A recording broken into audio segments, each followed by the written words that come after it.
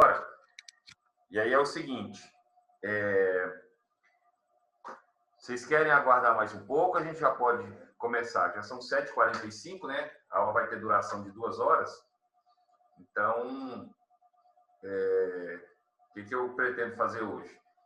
Programei assim, a gente concluir aquela parte de Grécia, né? A gente falou dos aspectos políticos, econômicos, geográficos, formação do povo grego, a divisão dos períodos, né? E hoje eu quero fazer a parte de cultura, religião e falar da filosofia grega, né? Falar um pouco da filosofia grega. E aí o que eu pretendo fazer também? Concluir essa parte aí e já trabalhar boa parte do conteúdo de Roma. Que os conteúdos estão interligados ali, fazem parte daquela antiguidade clássica, né, que a gente chama. Então, eu vou concluir a Grécia e começar a parte de Roma, certo? Pode ser assim? A gente já pode começar ou aguarda mais um pouco?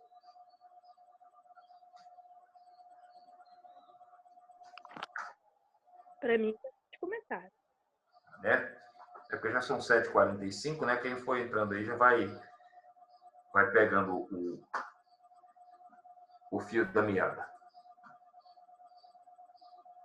Deixa eu só fechar uma janela aqui.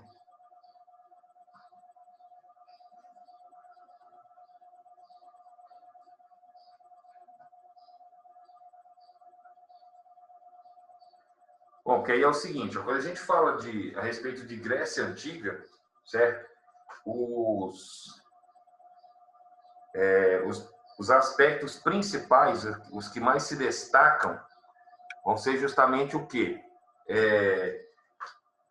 Claro que a gente fala a respeito da parte econômica, da parte de organização social, mas os aspectos culturais são os que mais se destacam, geralmente são os que são cobrados além da questão política, certo? Então, por exemplo, a influência da democracia, do modelo de democracia grega na nossa política atual, certo?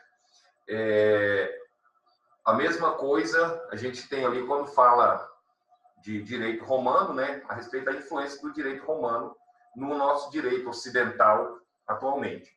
Então, na Grécia, você vai ter uma formação, principalmente, né, se destacando os aspectos culturais. Então, a questão de religião, filosofia, a história da Grécia em si. A Grécia, além de ser o berço da filosofia, foram lá que surgiram, não os primeiros, mas os historiadores. Deixa eu desligar esse WhatsApp aqui. Eu esqueci ligado, senão...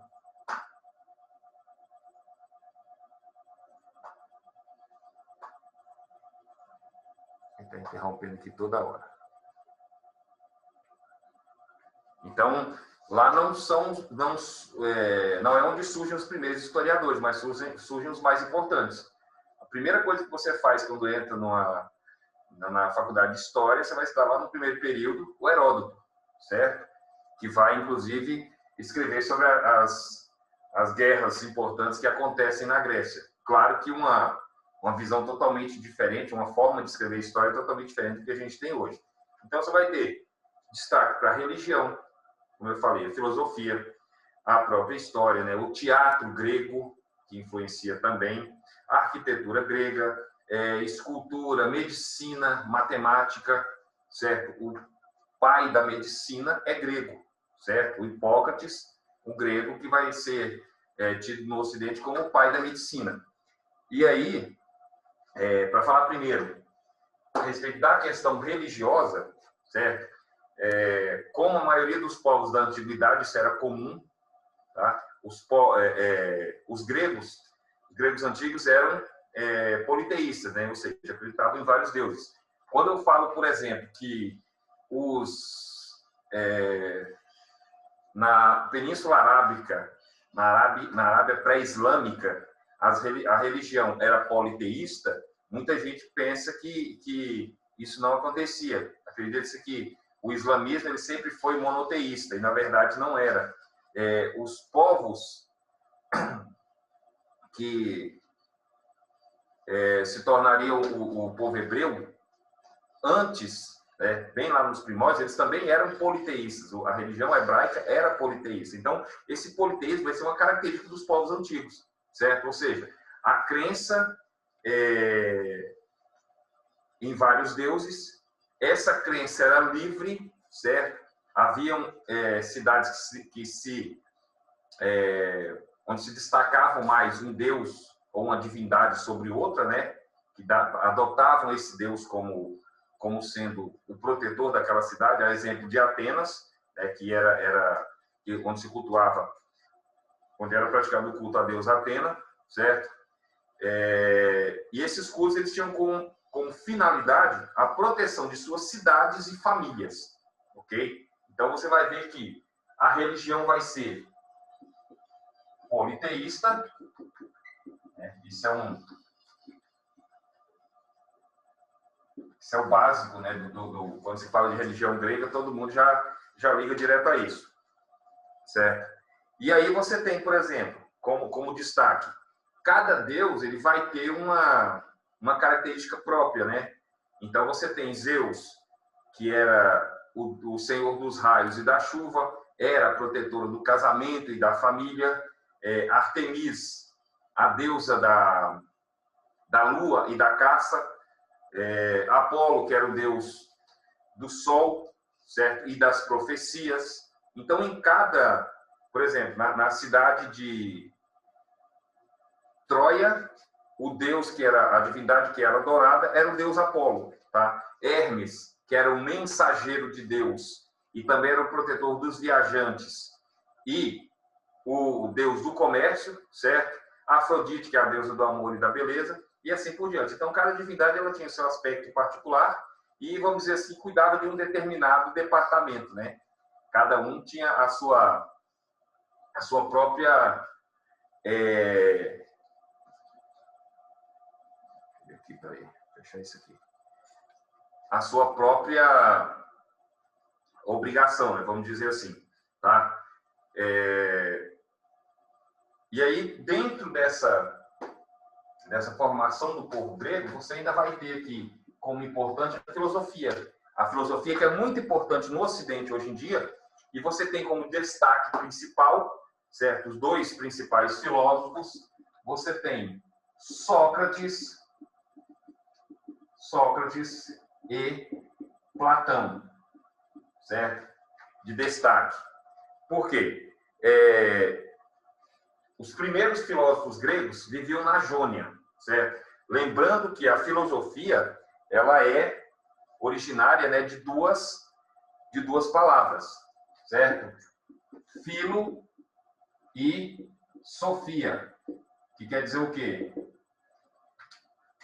Filo, amor, e Sofia, conhecimento. Então, aquele que ama o conhecimento, aquele que ama o saber, certo?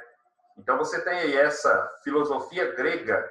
Claro que quando se fala em filosofia, chama-se a Grécia de berço da filosofia, a gente esquece que em outras regiões, certo? Em outras regiões do mundo, também você tem filosofias que são importantes. Pouco se fala a respeito de filosofia chinesa, certo? Pouco se fala a respeito de filosofia africana, tá? E, inclusive, essa filosofia africana, ela vai influenciar alguns gregos, tá? Ela vai influenciar alguns gregos nessa forma de pensar, tá certo?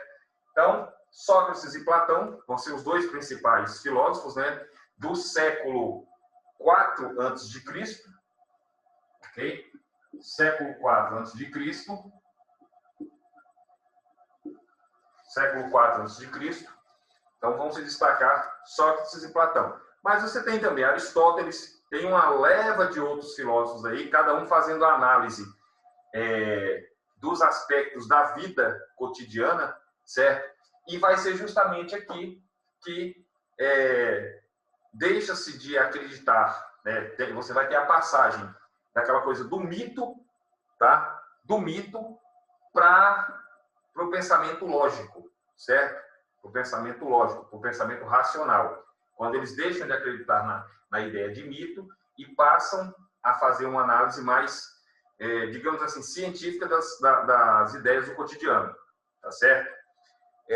Dentro ainda dessa cultura grega, você vai ver o destaque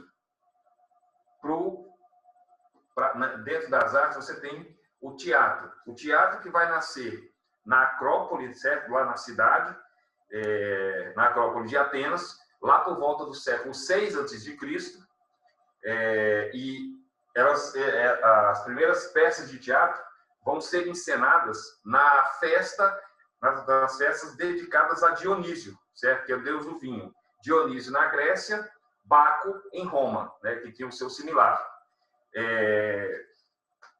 E, posteriormente, essas peças teatrais vão ser encenadas dentro de locais que a gente vai chamar de teatro também. As primeiras peças, elas tinham narrativas religiosas e mitológicas, certo? Então, principalmente com dois aspectos que, ora, representavam uma tragédia, ora, uma comédia. E eram ligadas ao comportamento humano. Essas peças teatrais que representavam a tragédia e a comédia, ligadas ao comportamento humano, certo? E apenas eram encenadas, certo? No teatro, as peças eram encenadas apenas por quem? Apenas por homens, certo? Esses homens usavam máscaras. Daí aquela coisa do símbolo do teatro, né? Seriam aquelas duas máscaras que uma representa a tragédia e outra a comédia, certo? Dentro dessa produção teatral grega, né, da antiguidade, você tem aí os principais escritores trágicos, né? Que Ésquilo, por exemplo, que vai escrever, autor de uma peça chamada Os Persas, e os Sete contra Tebas. Você tem Sófocles, autor de Édipo Rei, tá? E Electra, Antígona. Eurípides, que vai ser o autor de... como é que é o nome da peça? Os Bacantes, e tem outra peça que chama Medeia.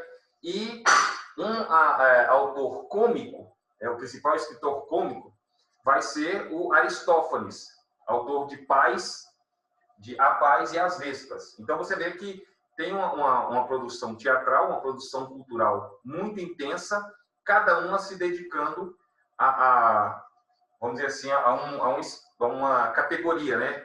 Ou a tragédia ou a comédia. Dentre as mais conhecidas aí, eu destaco a peça do Sófocles, né? O Édipo Rei, certo? Que ela é muito interessante, e a tragédia de Electra, certo? A tragédia de Electra. Ainda na questão de cultura, você vai ter, já citei para vocês, só para a gente fazer um complemento aqui, você vai ter um destaque na história, certo? Os gregos procuravam conhecer e explicar as suas origens, como se formou o povo grego, e dessa forma de recordar, certo? Dessa forma de rememorar o que seria o povo grego, eles recorriam a quem? Recorriam aos mitos, certo? Mitos e lendas, que contavam as façanhas dos deuses, certo? E de heróis. Então, você vê aí que a história vai dar um destaque. Ela vai dar um destaque aos deuses, certo? Deuses e heróis. Então, o que se caracterizava essa história escrita na Grécia Antiga, ali por volta do século 4, 5 a.C.? Vai ter como foco principal os mitos, ok? Então, não é essa história como nós conhecemos hoje, mas eles são, certo, os precursores dessa ideia de trabalhar a história, de contar a história de um povo, certo? Aí nós temos, por exemplo, Tucídides, né, que é um dos historiadores. Você tem o Heródoto, certo? O Heródoto, ele era lá da cidade de Atenas, e é considerado o fundador da história científica. Por quê? Ao contrário dos demais historiadores, a história que o Heródoto contava, por isso que ela é chamada o pai da história, está ligado mais a uma história científica, porque ela não estava ligada, ela não se baseava nessa coisa de mitos e heróis, certo? Ele, para escrever sobre a guerra do Peloponeso, ele participava, entre aspas, né? Ele frequentava os campos de batalha. Claro que aí ele vai dar uma ênfase maior a quem? Aos generais, a quem fazia essa direção, né? Esse comando dos exércitos, certo? Então você tem aí uma história que vai sair dessa história mitológica para uma história, entre aspas, né, científica. Então ele é considerado o Heródoto, tá? Vou colocar o nome dele aqui. Heródoto, ele é considerado o pai da história científica. E também tem um outro, o Tucídides, certo? Dois historiadores importantes da Grécia. Então, claro que existem outras formas de se contar a história, né? E se originaram também em outras regiões, né? Tem outros historiadores de outras regiões, mas como a influência e a importância, o destaque dado à Grécia é muito grande, então nós temos aí, como representante da história científica, o Heródoto. Pessoal, tá tranquilo aí? Tá dando para ouvir? Tá conseguindo visualizar o quadro aqui? Eu estou fazendo uns rabiscos aqui para a gente pegar mais um. Tá tranquilo? Alguma dúvida aí? Nenhuma, não. Tranquilo. Então tá, olha só. Outra característica da Grécia Antiga, que vai fazer parte desse conjunto aqui da cultura grega, a gente dá um destaque também para a arquitetura, certo? A arquitetura grega, ela chega... ela tem uma importância muito grande devido à sua influência na construção, nas construções que virão depois, e você consegue identificar dentro da arquitetura grega vários estilos diferentes, chegando a ter mais de 12, 13 estilos diferentes de construção, certo? Isso porque vai se dar devido aos povos que colonizaram a região, certo? Então você tem o estilo dórico, certo? O jônico, o corinto, tá? Os três mais importantes, que a gente sempre vê nos livros de história, né? Que define bem o que é essa arquitetura grega, certo? Então, por exemplo, o estilo dórico, ele tinha por característica ser mais simples, certo? Não ter aquela riqueza de detalhes, ser mais sutil, ser mais discreto. Então, eram construções retas, certo? Eram construções retas, com poucos destaques. Então, eles construíam, vocês podem ver em imagens de livros aí, a exemplo das construções dóricas, era isso daqui, ó. Construções retas, limpas, sem muito destaque. Então, você tem um templo, ele não tinha toda aquela riqueza de detalhes que, por exemplo, tem na arquitetura jônica, onde, quando você prestar atenção nos detalhes das colunas dos templos, que tem influência jônica, você vai ver, por exemplo, né, as colunas que tem aqueles detalhes assim. Certo? Uma riqueza de detalhes nas colunas, tanto em cima quanto embaixo. Então, você vai ver aí uma arquitetura mais trabalhada, mais detalhista. Na arquitetura do estilo corinto, aí você vai ter um estilo mais rebuscado, mais detalhado, rico em detalhes e principalmente o quê? A questão do tamanho, da proporção, certo? Os coríntios faziam construções grandes, certo? Que eram para ser vistas de longe, tá? Então você tem dentro dessa questão da cultura a arquitetura. Espera aí só um pouquinho. Já passou. É que meu bichinho de estimação estava passando aqui na sala e ele pode puxar a tomada ali e já viu. Dentro da arquitetura, você vai ter os 3 estilos aí, ó. O jônio, o corinto, o corinto e o dórico, certo? Ok? Então, 3 características principais aqui. Cada uma vai ter uma característica própria, né? O jônio vai ser mais leve, certo? Mais leve, mais gracioso. Tem detalhes, mas ele é mais sutil. O dórico, ele é mais simples, sem detalhes, certo? Linhas retas. E o corinto, além de ser grandioso, ele é mais robusto, mais forte, certo?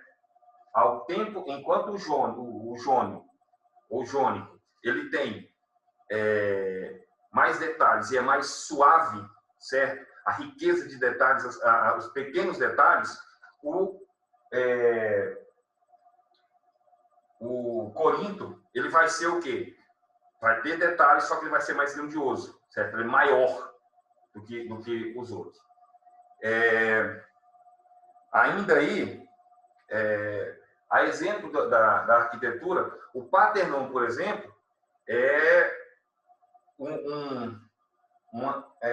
um modelo clássico, né, dessa arquitetura grega. Tá? Vai ser erguido em homenagem a deus Atena, tem características dóricas, você vê que o Parthenon não tem aquele detalhamento, as colunas são retas, o teto é reto, sem detalhes, certo? O escultor do Parthenon, quem trabalhou no Parthenon, foi um cara chamado Fídias, tá? E ele se destaca, tá? O Fídias vai se destacar na construção do Parthenon pelas características internas, certo? Por ter ornamentado o interior e o exterior da construção. Tanto que o Parthenon, ele ainda resiste ao tempo, né? Até hoje está lá um monumento que ainda se conserva em algumas partes, né? Mostrando aí, além da riqueza de detalhes, além da qualidade do trabalho arquitetônico, a engenharia, certo? A engenharia. Lembrando que a gente está falando aí de construções que eram feitas o quê? Em pedra esculpida, tá? Não é utilizado nenhum tipo de alvenaria, nenhum tipo de argamassa. Beleza? Dentro dessa arquitetura, a gente pode fazer um gancho e falar, por exemplo, a respeito de quê? Aproveitar que está quase no mesmo...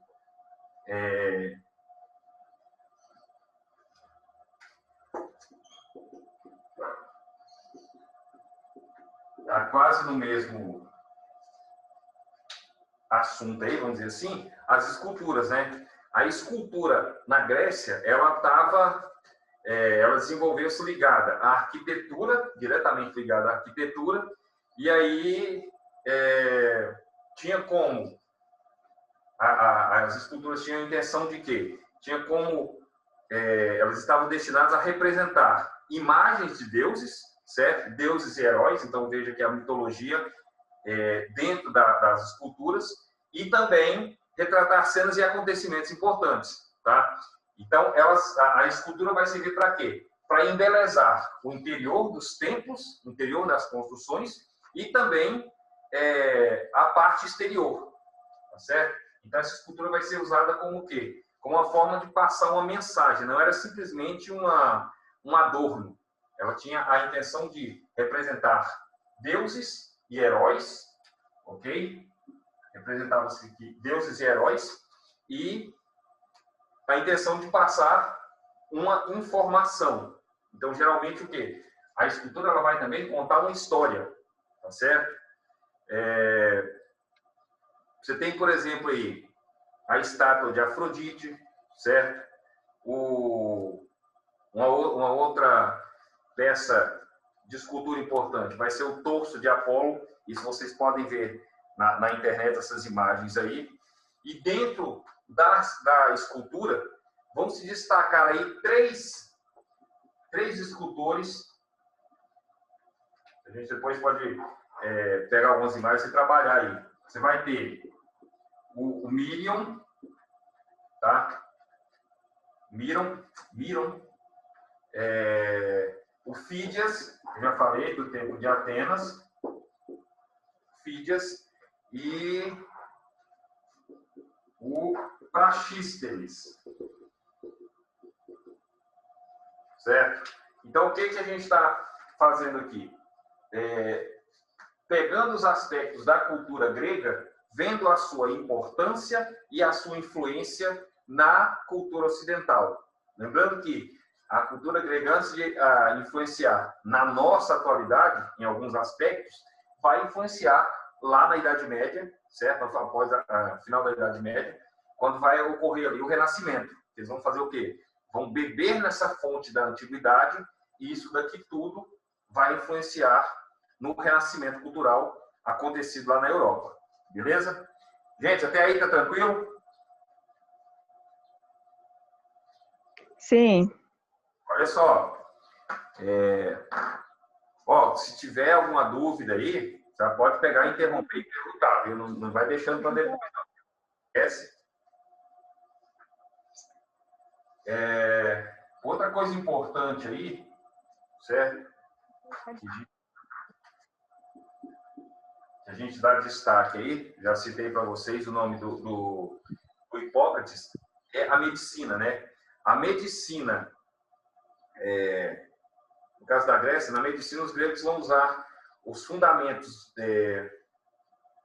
matemáticos e vão usar também fundamentos astronômicos, certo? O Hipócrates, que vai ficar conhecido que ficou conhecido como o pai da medicina, em alguns dos seus textos, alguns dos seus textos mais famosos, ele tem o juramento de Hipócrates, que passa uma mensagem ética, certo?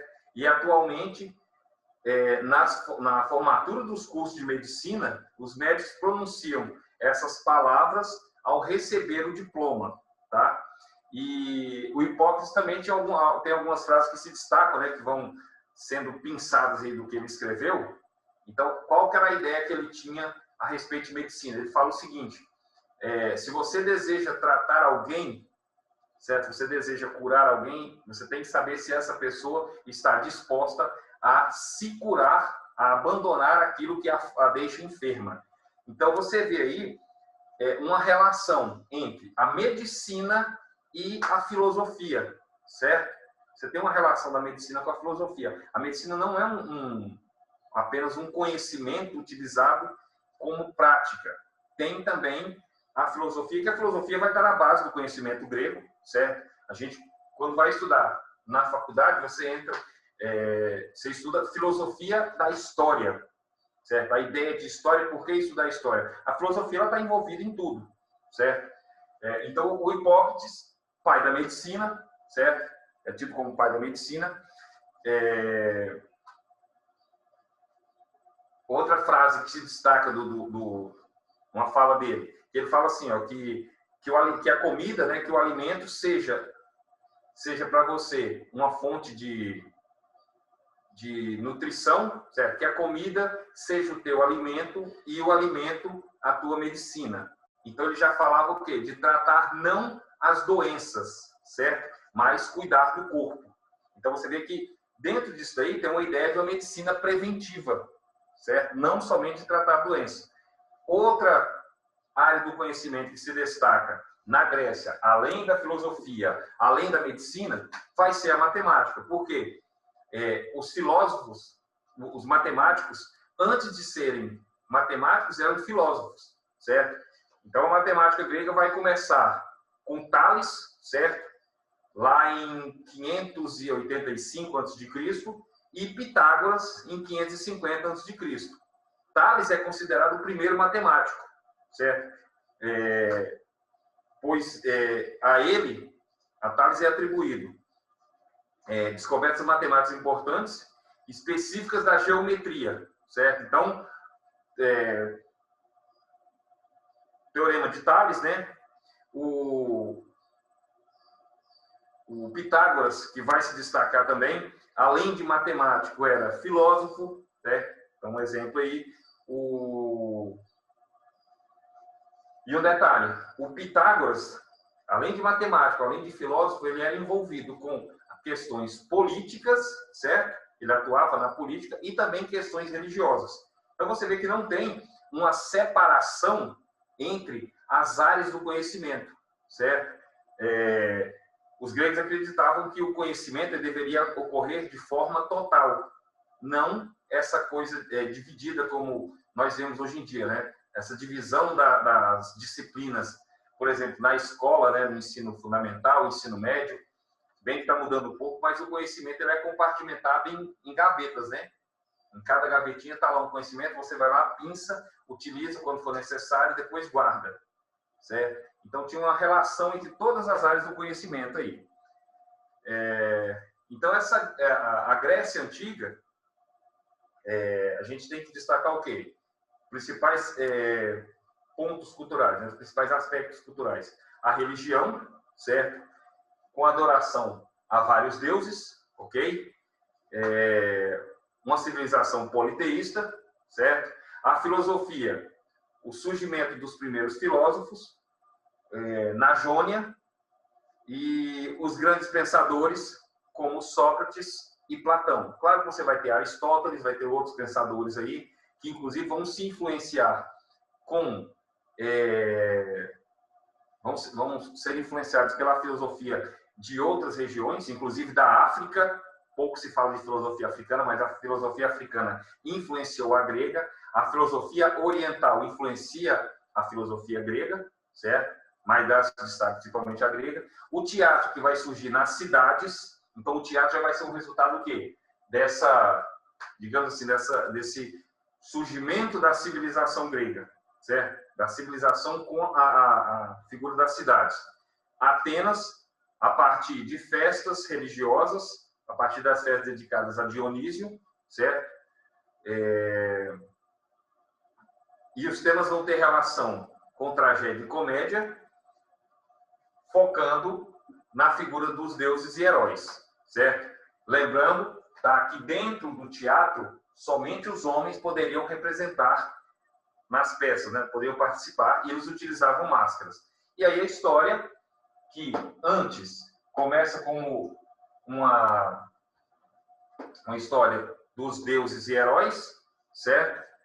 E depois passa nos mitos, né? E depois com Heródoto, principalmente, e Tucídides, essa história vai passar a ter um viés mais científico, certo? Vai contar a história, apesar de ser aquela história ainda vista de cima para baixo, né? Dos grandes personagens, dos generais, dos exércitos, dos feitos desses generais, certo? Mas aí ela deixa de ter essa característica focada nos mitos, nos deuses e heróis, para uma coisa mais científica, certo? Dentro da arquitetura, revisando aí, você tem os 3 estilos que vão se destacar mais: o jônico, corinto e o dórico, certo? Lembrando as características de cada um, né? O dórico, construções mais simples, mais delineadas, mais retas, sem detalhes. O jônio, construções bem detalhadas, mais delicadas, com uma riqueza de detalhes maior. O estilo corinto, ele tem detalhes, só que ele, como característica principal, ele é mais robusto, mais forte. Se impõe pelo tamanho, certo? Diferente do jônico aqui, tá? A escultura, que vai ter como base a escultura, que ela vai ser um complemento da arquitetura, certo? A escultura vai servir para enfeitar a parte interna e externa das construções, certo? As áreas públicas. Ela fazia referência também a deuses e heróis, contava algumas histórias, certo? Um exemplo claro aí tem uma escultura que eu lembrei aqui agora, é do Laocoonte e seus filhos. É um cara que ele está lá com 2 filhos e eles estão sendo atacados por serpentes. Então, ali você vê que eles estão contando uma história. Depois vocês procurem a imagem aí, na internet. Vou pôr aqui para vocês verem. Anota aí. É assim, ó, Laocoonte. O nome da imagem é da figura, da escultura Laocoonte e seus filhos. Certo? E aí, por último, os conhecimentos, né, que são importantes até hoje, a questão da medicina, certo? Que vai ter a sua fundamentação em outras ciências, principalmente quando os filósofos passam a estudar a física, né? A física não essa matéria que nós conhecemos hoje, mas sim o mundo físico, o corpo físico, tá? Destaque para Hipócrates, que é o pai da medicina, do juramento de Hipócrates, que é utilizado hoje, na atualidade, na formatura dos médicos, né? Os formandos em medicina fazem esse juramento. É um juramento ético, certo? Eu devia ter colocado ele num PowerPoint para a gente ler algumas partes, né? Mas procura na internet aí vocês vão encontrar fácil o juramento de Hipócrates. E, por último, a matemática, com destaque para Tales e Pitágoras, né?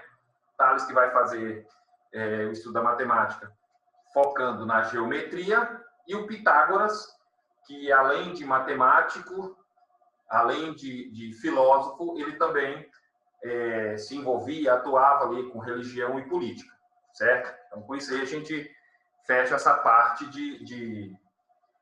da cultura grega, certo? Muitas das vezes as provas de vestibular ou provas do Enem, quando fala a respeito de Grécia, eles vão fazer o quê? Isso aí é comum, você já deve ter visto nas questões. Eles dão as informações no comando da questão, certo? E vai pedir para você fazer uma análise ou comparativa com outras civilizações, ou então buscar influências dessa cultura grega, certo? Conseguir identificar a influência dessa cultura grega em várias civilizações, principalmente quando diz a respeito dos conhecimentos. A parte do conhecimento grego é o que mais influencia no mundo atual, certo?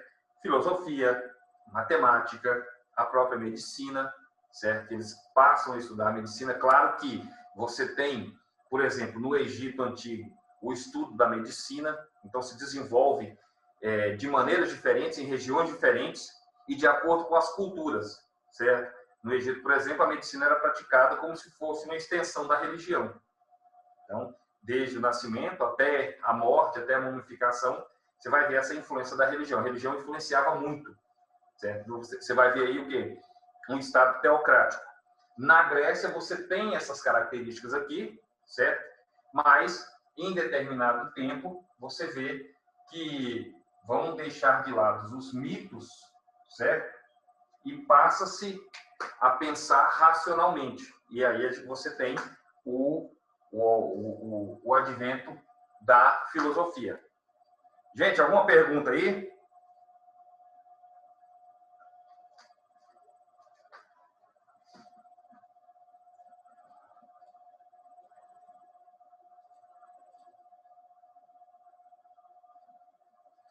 Hein, pessoal? Alguma dúvida?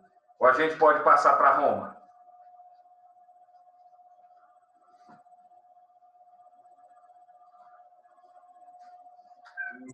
Tá tranquilo, nenhuma dúvida. Bom? Tranquilo. Bom, então vamos lá. Qualquer coisa, se lembrar aí. Eu estou apagando aqui, já pode apagar? Sim. Se lembrar, se surgir alguma dúvida aí, algum comentário a respeito de Grécia, tá? Desse que foi falado aqui hoje, ou da aula anterior, pode interromper aí e perguntar, viu? Ou então, se você quiser fazer algum complemento, alguma coisa que eu não falei, fica à vontade aí, viu? Vocês que já estudaram o conteúdo,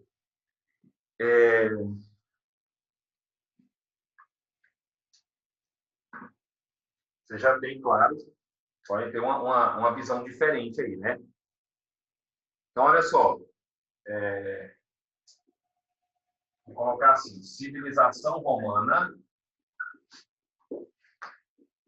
Pessoal, vocês conseguem enxergar o quadro aí, tranquilo? Sim. Civilização romana. Beleza. Qualquer coisa não conseguir ler, me avisa. A letra aí não é das melhores, não. A gente vai pegar aqui, ó, primeiro. sempre para analisar qualquer civilização dessa da antiguidade, principalmente, que assim, tá uma coisa que está, você está estudando Grécia ou Roma, uma coisa que está muito distante, né? A gente está falando aí de 5 a.C., 4 a.C., Império Romano até o século 5 depois de Cristo. Então, é uma coisa que está distante, a gente pega alguns aspectos principais. No caso aqui de Roma, a gente vai fazer assim, ó, pegar economia, através disso aqui dá para entender muito de uma civilização. Outro ponto, a política, certo? E a sociedade. Certo? Da mesma forma como eu fiz com a Grécia, vamos fazer aqui também. Então, civilização romana, tá? Economia, política e sociedade. Primeiro, a gente vai pegar o quê? Vai lembrar que Roma ela está dividida em 3 períodos, né? Dividida em 3 períodos. Você tem... Vai vir aqui. Então, pensa aqui para um destaque. Você tem, ó, monarquia, certo? Monarquia vai estar sob o domínio etrusco, certo? Depois, república. E, por último, o império. Império, maior área de expansão, maior período de expansão, certo? Onde você tem na república aqui um destaque para o Senado, certo? A república onde você tem o Senado, e aqui no Império os Césares, certo? E aí só uma curiosidade aí, ó. César, né? O czar na Rússia, o Kaiser na Alemanha, a mesma coisa, né? Só muda um pouco a grafia, praticamente a pronúncia é a mesma. César, czar, Kaiser, vai mudar por causa do idioma aí. Então é o seguinte, você tem monarquia, primeiro período, né? Domínio etrusco, depois a república onde você tem o Senado como destaque, como centro de poder, e depois vai-se para o Império, ok? Roma localiza-se na Península Itálica, certo? Península Itálica, vou colocar aqui em cima. Península Itálica. Falando aí da questão geográfica, eu fui aprender o que era península, o que era cabo, o que era Bahia, certo? Esses termos da geografia, eu fui aprender isso só no primeiro ano. Os professores, às vezes, não falam, né, o que é uma península, o que é um cabo, o que é uma Bahia, e a gente fica perdido. Então, vocês vão ver falar muito isso em história, né? Península Ibérica, Península Itálica, Península Grega, Península Arábica, certo? Península Itálica, séculos 8 a.C., então essa civilização romana vai surgir nesse período aí, dividido nessas 3 fases, né? Monarquia, república e império, certo? E aí, a gente, quando fala de Roma, você tem duas versões sobre a origem da cidade de Roma, né? Origem de Roma. Você tem, primeiro, a versão mitológica, né? Você tem a versão mitológica, que remonta ali, após a destruição da cidade de Troia, um troiano chamado Enéas lidera um grupo de refugiados que vão se estabelecer na Península Itálica, certo? Isso vai estar lá no poema do poeta Virgílio, chamado Eneida, certo? Essa cidade vai ser fundada por pastores que se estabelece na região centro-ocidental da Península Itálica, né? Se vocês olharem no mapa lá, na voltinha lá, então na região centro-ocidental, mais para cá, certo? E aqui você vai ter essa formação do povo italiota, vai ser formado por etruscos, italiotas e gregos. Então você tem uma mistura, certo, de povos nessa origem de Roma.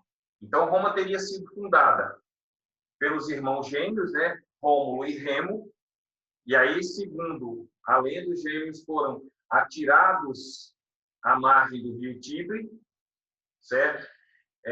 A mando do tio deles, que era o rei Amúlio.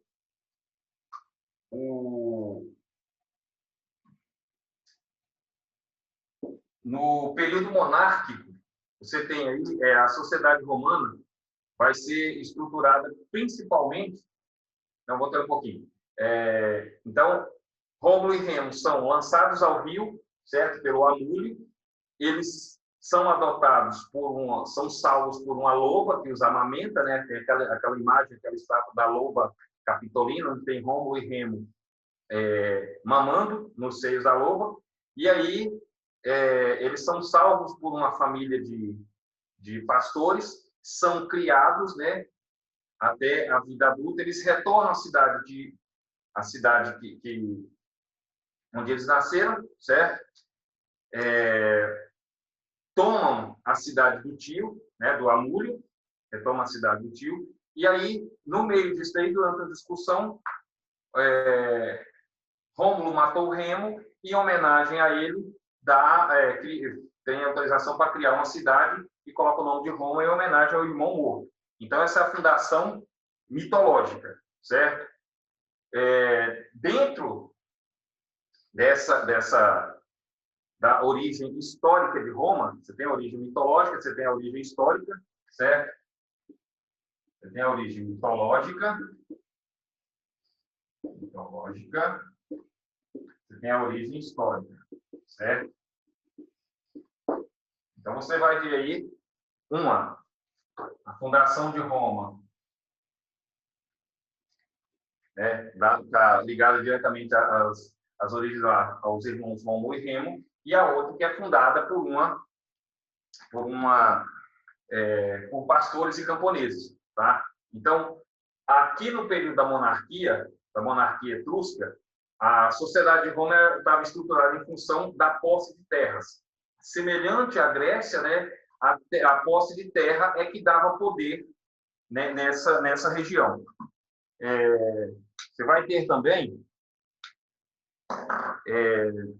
dentro disso aí, a organização social vai ser dividida entre patrícios, certo? Que eram os aristocratas, os donos da terra, certo?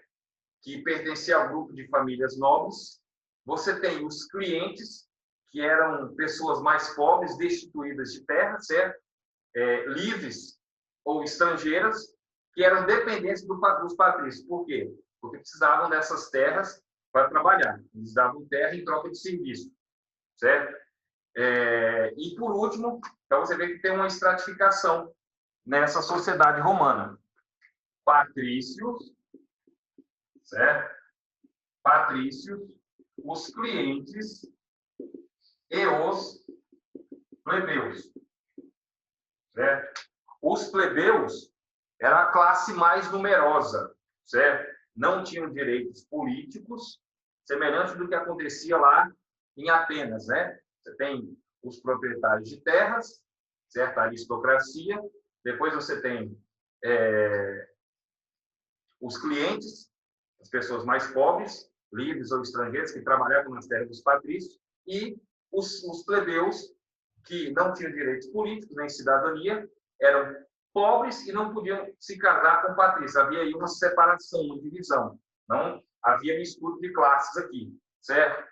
E, por último, lá na base da pirâmide, de novo, né, a situação do escravo, prisioneiros de guerras, ou então pessoas que eram enjeitadas quando crianças, né, eram renegadas pelos pais.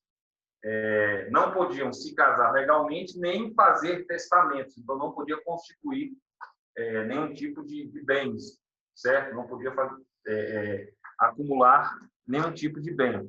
E aí uma curiosidade, muitas das vezes, assim, legalmente os escravos não tinham direito a posses, mas em algumas vezes, algumas situações, eles acumulavam bens, certo? Acumulavam riquezas, nada grandioso, e às vezes quando os senhores, né, os seus senhores estavam em condições financeiras, passando por dificuldades financeiras, chegava a ocorrer alguns casos de os escravos emprestarem dinheiro aos seus senhores. Isso era muito comum, tá? Não era nada fora do normal, tá? Então, mesmo não havendo assim uma tradição do escravo ter riquezas, ter bens, era comum acontecer isso daí, certo? Dentro isso a gente está falando do quê? Da monarquia. Quando Roma passa a ser república, o órgão máximo da república vai ser o Senado. Então, ele funcionava como legislativo, certo? Esse legislativo tem as decisões a respeito de guerra, paz, controle de orçamento público. Então, tudo era gerido, né? A cidade era administrada pelo Senado, certo? E os magistrados, são juízes, né, no caso, eles exerciam as funções executivas e administrativas.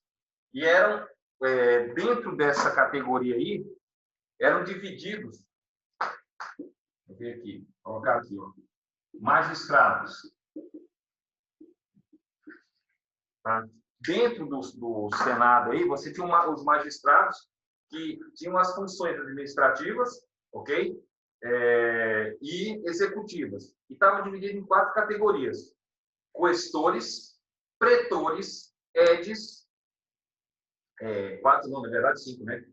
Questores, pretores, edes, pontífices e censores, certo? 5 categorias aí. Cada uma delas tinha a sua função. Então, por exemplo, os questores, eles coletavam impostos e administravam o tesouro público, certo? Então, cuidava da parte financeira da cidade. Os pretores, que eram juízes,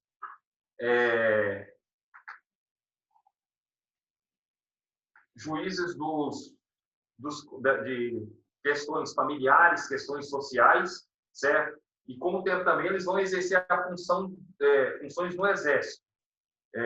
Os edes, administradores dos centros urbanos, que cuidavam da limpeza, de festas, então faziam uma administração dos centros urbanos, das cidades em geral. Aí você tem um pontífice, que vai ser o quê? O encarregado dos cultos religiosos. Era semelhante, por isso que hoje na Igreja Católica, né, você tem o Papa como sumo pontífice. Isso aí é herança lá da administração romana. E, por último, você tem os censores. Né? Todo ano vocês veem aí, né, se não me engano, de 4 em 4 anos, ou 2 em 2 anos, o IBGE faz o censo, né? O censo populacional. Lá em Roma, você tem os censores que faziam justamente essa contagem da população. E, através disso daí, além da contagem, era definido era verificada a questão de posses. Por quê? Porque essas posses, né, o que você tem de bens, de riquezas, vai ser importante para determinar a sua posição, a sua participação no governo, certo? De acordo com o censo e de acordo com o que você tem de riquezas, de bens, você pode participar de algumas decisões políticas ou não dentro da cidade, tá? Um grande problema que você vai encontrar em Roma, que vai acontecer, que vai ser uma constante, vai ser a disputa entre patrícios e plebeus, certo? Devido a quê? Havia uma distinção, né, uma separação que era considerada injusta nas categorias sociais. Os plebeus, além de excluídos da magistratura, eles não poderiam participar como magistrados, como administradores da cidade, eram proibidos de matrimônios com os patrícios, ou seja, não misturavam as classes. E geralmente as dívidas que eram contraídas pelos plebeus junto aos patrícios, que faziam uma cobrança chegava a ser desumana, certo? Chegando ao quê? A prender quem não pagar essas dívidas, ou então obrigá-los a pagar essas dívidas através da escravidão. Então, aqui você tem uma característica da escravidão romana. Além de escravos de guerra, você tem também os escravos por dívida. Está devendo uma quantidade X aí, sei lá, pegou 30 moedas para pagar e não pagou, vai ser escravizado o devedor, o filho, por um determinado tempo, até que essa dívida seja considerada paga. Tá? Isso era muito comum. E isso aí vai gerar muitos conflitos dentro dessa sociedade romana. Certo? Os plebeus, em períodos de guerra, eles eram, de forma compulsória, né, obrigatória, eles eram convocados a participar dos conflitos, das guerras. E o que vai acontecer? Para eles se fazerem ouvidos, para eles terem uma voz ativa e exigir uma participação na administração da cidade, o que eles vão fazer? Tem uma coisa chamada da retirada dos plebeus, eles vão para chamado Monte Sagrado. Então, o que acontece? Os plebeus, cansados de ouvirem o Senado prometer melhorias nas suas condições de vida, o que eles fazem? Eles se retiram da cidade de Roma, certo? Eles têm, inclusive, o propósito de fundar uma nova cidade, e para voltar à cidade de Roma, eles exigem a nomeação de dois representantes da plebe, certo? Dois representantes da plebe dentro do Senado, certo? Então, quando Roma estava em iminência de entrar em guerra, precisava dos plebeus para engrossar o corpo do exército, eles estavam fora, eles saíram da cidade justamente para forçar o Senado a criar dois cargos, né, que obrigatoriamente seriam ocupados pelos plebeus. Então, aí que vai surgir os chamados tribunos da plebe, certo? Com essa exigência aí, vão surgir os chamados tribunos da plebe. Eles vão fazer o quê? Eles vão defender os interesses dos plebeus dentro do Senado. Então, como vitória aí, você vai ter os tribunos da plebe. Eles poderiam propor leis, votar as leis que fossem contrárias aos interesses da plebe, certo? Por exemplo, você vai ter aí a lei chamada de Lei Canuleia, que vai permitir o casamento entre plebeus e patrícios, ok?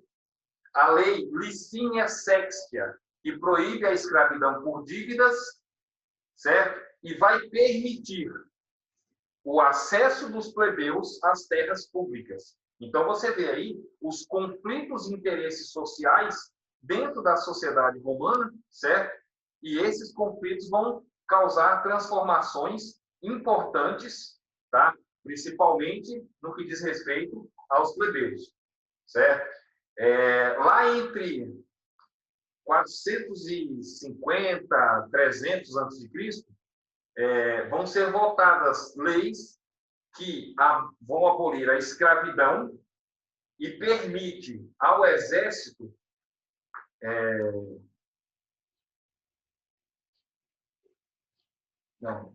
vai abolir a escravidão e vai permitir aos plebeus a execução de qualquer função, né, de qualquer função dentro da magistratura. Então, agora os plebeus podem participar irrestritamente dentro dessa magistratura. Questores, censores, pretores, certo? Então, os plebeus vão poder atuar nessas áreas aí. Então, dentro dessa organização política aqui do Senado, certo? Você vai ter o Senado como centro de poder mais importante, os magistrados, que são subdivididos ali em 5 categorias, né? Questores, censores, edes, pretores, tá? Cada um cuidando de uma função específica dentro de Roma, e se destacam aí os conflitos de classe, patrícios e plebeus. Os clientes aqui, que estão no meio termo ali, né, quase que uma classe média, pensa que é rico, mas na verdade está mais perto de ser pobre, eles não, vamos dizer assim, não participavam de interferia. Maior disputa aqui, né, por interesses contrários, plebeus e patrícios.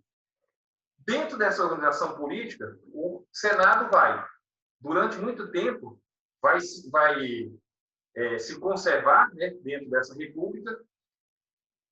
Esse Senado vai ser sempre formado pelos chefes das principais famílias romanas, as famílias que detêm a terra, né, os patrícios, certo? A influência do Senado vai aumentar de tal maneira, de tal modo, que no fim da república, o Senado vai exercer praticamente todos os poderes, certo? Todos os poderes vão estar na mão do Senado. E aí, você tem aí o consulado, certo? Dentro dessa organização política romana, você tem um consulado, que era encarregado do poder executivo, certo? Exercido por 2 cônsules, eleitos pelos comícios centuriais, certo? Por um prazo de 1 ano, tá? Desses 2 cônsules aí, nesse consulado, em caso de perigo à pátria, iminência de uma guerra, ou seja, de uma urgência, um estado de necessidade, você tem a eleição de um ditador, certo? Era nomeado um ditador por 6 meses, e esse ditador vai ter poderes absolutos, certo? O primeiro ditador romano da história vai ser um cara chamado Tito Laércio, no ano de 498 a.C., certo? Então, você tem aí o Senado assumindo todos os cargos de importância, certo? Ali de 450 até 300 a.C., certo? 2 cônsules que governavam, né, que faziam o poder executivo, e em caso de risco à pátria, em caso de perigo, uma guerra iminente, dentro desses 2 cônsules é eleito um ditador que vai governar de forma irrestrita, certo? Isso não quer dizer que esse ditador ele tem a ver com o que a gente ouve, né, hoje em dia, o poder ditatorial. Uma ditadura militar. Era uma forma diferente, certo? É um contexto diferente do que a gente vê hoje em dia. Beleza? Gente, ficou claro aí, até aí a questão política? Alguma dúvida? Deixa eu ver que horas são. 8h40. Alguma pergunta? Está indo rápido demais, eu não sei. Então, olha só. Na questão econômica, Roma vai se basear na agricultura e no comércio, certo? Primeiramente, na produção de legumes, pães, carne raramente, e aí mais tarde essa economia ela vai ficar mais variada, né? Ovos, peixes, cogumelos e etc. Tá?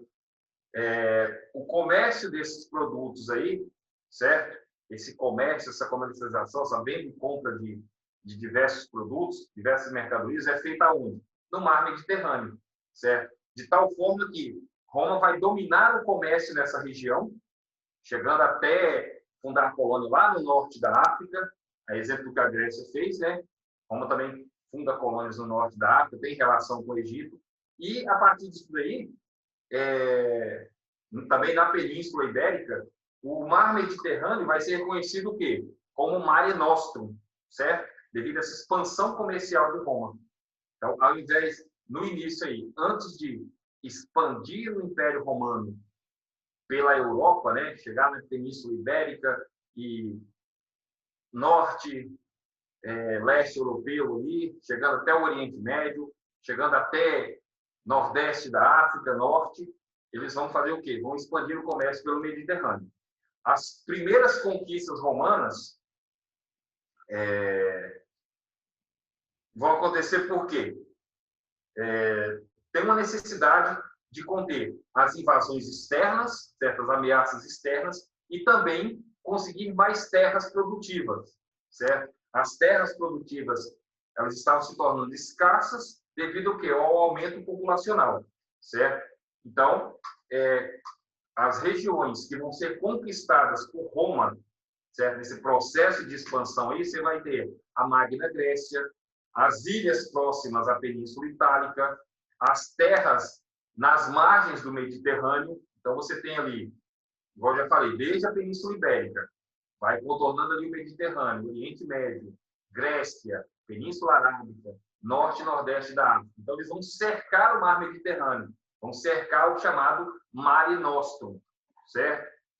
A religião romana, a exemplo da religião grega, ela vai ser também politeísta, certo? Vários deuses, e também tem uma similaridade entre os deuses gregos e os deuses romanos, certo? Você tem a Afrodite na religião romana, na religião grega, né? Você tem Vênus na religião romana. Só um minutinho, gente.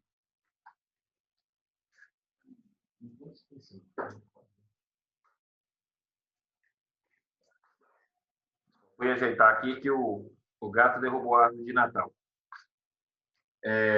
Você tem Ares na religião grega, você tem Marte na religião romana, que vai ser o deus da guerra, o deus do submundo, certo?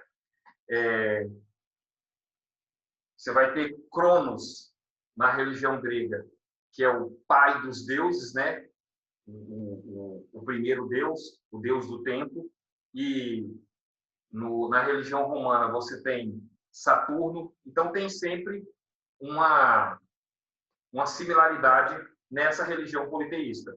Detalhe, uma curiosidade, na religião romana politeísta, você tem os deuses que atendem, vamos dizer assim, né, que são adorados pela cidade, e você tem os deuses familiares, certo? Você tem os deuses familiares. Lembre-se lá, quem já assistiu, quem não assistiu, assista o Gladiador, certo? Que diferente de muitos filmes aí que tem contexto histórico, esse aí se aproxima bem, né? A gente está ali, se passa bem no período de transição entre Senado, entre República e Império, tá?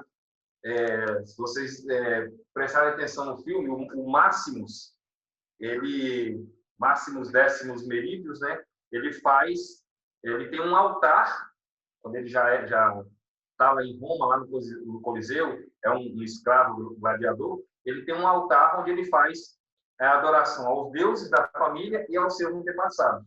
Então, você tem aí, dentro dessa religião romana, deuses que são que atendem ao interesse geral, vamos dizer assim. Então, tem as festividades dos deuses da colheita, certo? Para uma boa colheita durante o ano, e tem os deuses particulares, os deuses das famílias, certo?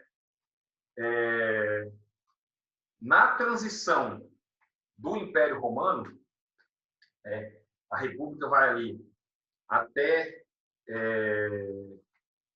27 a.C. Então, o Império Romano vai de 27 a 427 a.C. a 476 depois de Cristo.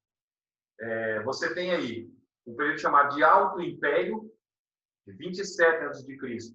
até 14 depois de Cristo, o governo de Otávio Augusto, tá, que vai se consolidar no poder, inclusive obtendo apoio das camadas populares. E uma característica bem interessante desse chamado Alto Império é o tempo de duração do governo, certo? O tempo que os imperadores permanecem no poder. À medida que esse império vai entrando em crise, a partir do século II, ali, século III, a permanência dos imperadores ela é menor. Tem imperadores que governam aí por 3 meses. Há uma disputa muito grande do poder e o cara fica 3 meses no poder e é assassinado. Então, você vai ter aí, nesse chamado Alto Império, que vai de 27 a.C. a 14 depois de Cristo, vai se consolidar no poder o Otávio Augusto, que vai obter apoio das camadas populares, isso é muito importante, certo? Ele vai promover uma política de construção de grandes obras públicas, certo? Lembrando que essas obras públicas são construídas, são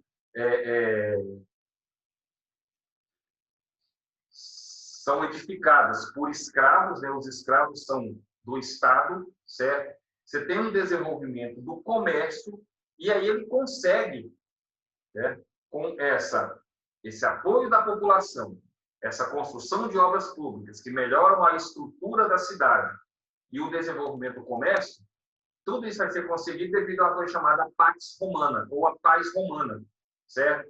Então, o Otávio Augusto, o governo dele é caracterizado como sendo um governo forte, organizado e centralizador. Na questão econômica, onde você tem aí uma estabilidade econômica, não falta dinheiro, a arrecadação de impostos é feita pelo Estado, certo? Você tem uma arrecadação de impostos feita pelo Estado, há uma profissionalização do Exército, certo? Profissionalização do Exército e a instituição de um cargo, do cargo vitalício, é um cargo vitalício e não hereditário, mas também por adoção, como imperador. Tá? Então, um cargo vitalício, mas não hereditário. Nesse governo do Otávio Augusto, a sociedade romana ela vai estar dividida em duas classes distintas, certo? Duas classes distintas. Lembra que aqui na República, nós temos 3 classes aqui, mais os escravos aqui embaixo, naquela base da pirâmide, né? Quase uma pirâmide igual, semelhante que a gente vê na Idade Média. Então, patrícios, clientes, plebeus e escravos. Na sociedade romana, no governo de Otávio Augusto, de 27 antes de Cristo a 14 depois de Cristo, você tem o quê? A divisão em livres, certo? Que são cidadãos de Roma, ou então habitantes das províncias romanas, e são divididas em 3 categorias. Essas províncias, né, divididas em 3 categorias. Província não, os homens livres. Os livres são divididos em 3 categorias. Você tem a categoria senatorial, a equestre e a plebeia. A sociedade romana, no governo de Otávio Augusto, ela é dividida em 2 classes distintas. Primeiro, os livres, que são cidadãos de Roma ou os habitantes das províncias romanas, certo? E essa classe de livres se divide em 3 categorias. Você tem a senatorial, que tinha... Aí entra aquela coisa do censo, né? De fazer a contagem da população e também a verificação das posses, onde você vai ter aí, através dessas posses, é que vai se estabelecer essa divisão nessa categoria dos livros. Então, você vai ter aí a senatorial, que tinha fortuna superior a 1 milhão de sestério, certo? Então, categoria senatorial. Então, obviamente, essas pessoas aí podem participar do governo, certo? A categoria equestre, com fortuna entre 400 mil e 1 milhão de sestécio, e a plebeia, que é a chamada classe inferior. Essa é o quê? Na categoria dos livres. E aí você tem, na outra classe, os escravos, certo? Que no governo de Otávio Augusto vai ter eles vão existir em quantidade menor do que nos outros períodos da história romana, certo? E a maioria desses escravos eram prisioneiros de guerra ou então escravidão por hereditariedade, ou seja, o cara era escravo lá atrás, teve um filho, o filho também se tornou escravo, certo? Então, homens livres, divididos em senatorial, equestre e plebeia, isso de acordo com a riqueza, com as posses, certo? E os escravos. Os sucessores de Otávio Augusto, certo? Quando ocorre a morte de Otávio Augusto, mesmo com uma estabilidade econômica que o Império passava, mesmo com essa estabilidade econômica pelo qual passava o Império, vai haver uma instabilidade política nos governos subsequentes, nos governos posteriores ao de Otávio Augusto. Por quê? A guarda pretoriana vai ser reforçada para evitar atentado contra a vida dos governantes. Então, a partir daí, você vai ver uma coisa se tornar comum, né, que vai ser o assassinato de governantes, essa disputa por poder.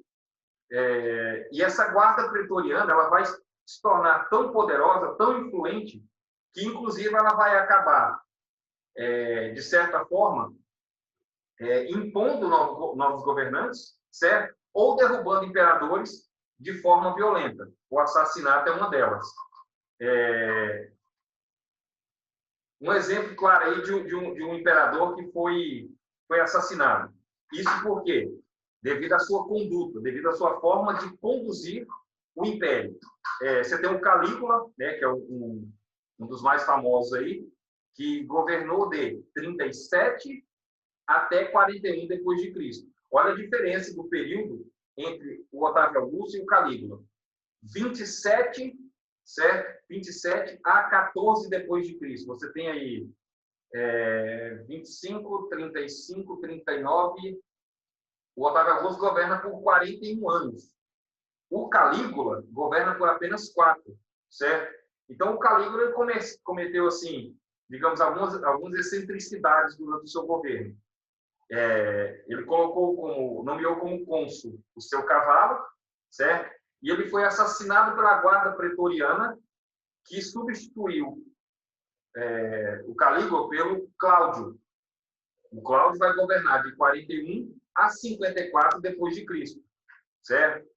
Os sucessores de Augusto, você vai ter ainda, dentre eles, o Nero, todo mundo já ouviu falar, né? De 54 a 68 depois de Cristo, foi proclamado imperador de Roma aos 17 anos.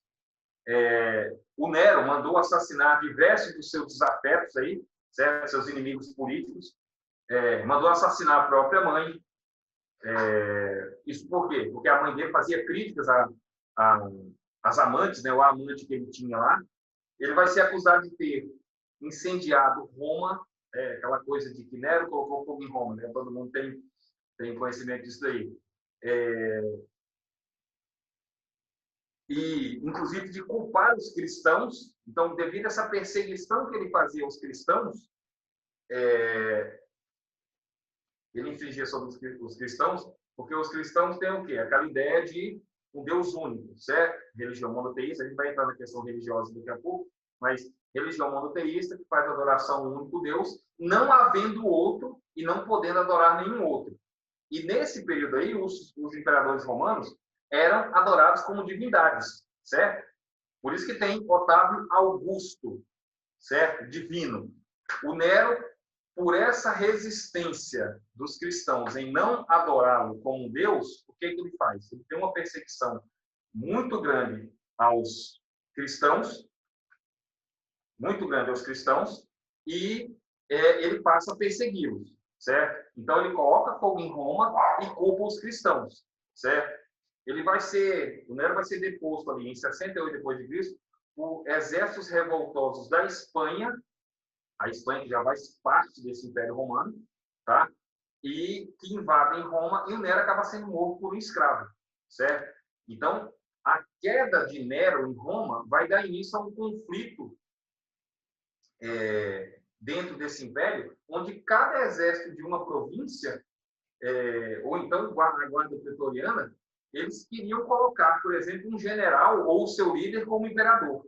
Então, você vê que não tem aí uma hereditariedade do cargo de imperador, você não tem aquela sucessão automática, né? Morre o pai, o filho assume, e aí você tem uma disputa de poder nesse império, certo? Então, uma característica comum disso aí. Após o governo de Otávio Augusto, os outros vão passar assim de maneira rápida pelo poder, há uma disputa muito grande e imperadores sendo depostos de forma violenta, tá certo? Gente, até aí tá tranquilo? Dá para acompanhar? Sim. Alguma dúvida aí? Não, tá tranquilo. Só tem um homem aqui na sala hoje, é isso?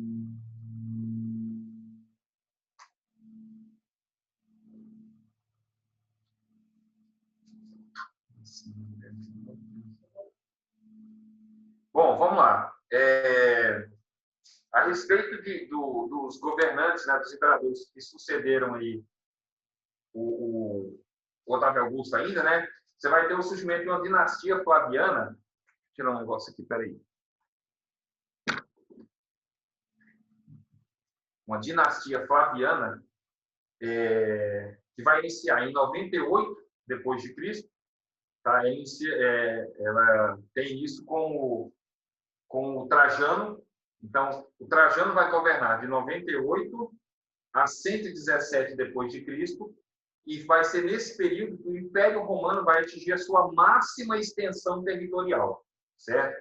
De 98 a 117 depois de Cristo, Trajano governa, e com isso o Império Romano chega à sua máxima extensão territorial. Lembrando-se que o Império Romano não foi o maior império da antiguidade. Nós temos aí o Império Macedônico, que teve extensões muito maiores, certo?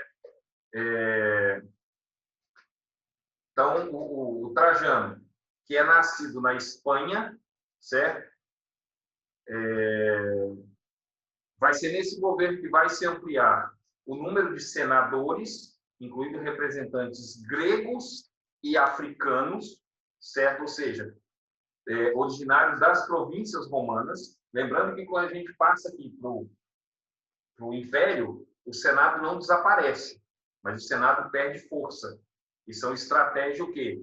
Para que o imperador ele consiga governar de forma mais tranquila. Então, esses senadores, que são aqueles patrícios, os grandes proprietários de terra, eles perdem força nesse período, certo?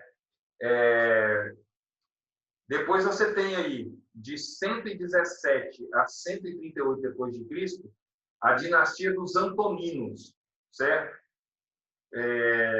Em 138, não, 117 a 138, você vai ter o governo do Adriano. De 138 a 161, o governo de Antônio Pio. E aí eles, como característica do governo, eles se baseiam no direito divino oriental, certo?